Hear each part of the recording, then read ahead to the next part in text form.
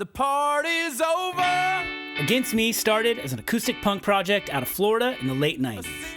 Early members came and went as the band played street corners and record stores and a local DIY library, and eventually toured small club spaces across the country, each level up offending the previous iteration of their devout and sometimes militant fan base.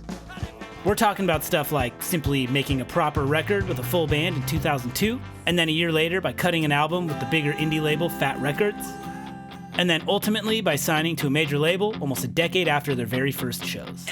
And that whole entire narrative plays out well before 2014's Transgender Dysphoria Blues, a widely acclaimed record that brought a whole new kind of attention and importance to the band and its founder, Laura Jane Grace. I'm Justin Cox, and After the Deluge is a podcast that goes album by album through an artist's discography with a new guest each week. Seasons 1 and 2 were about Jackson Browne and Bright Eyes, respectively, both of whom were ultimately guests on the show. And next up, through the best of times and through the worst of times, it's Against Me. Subscribe to After the Deluge on your podcast app of choice or on YouTube, and please tell a friend. Through the best of times.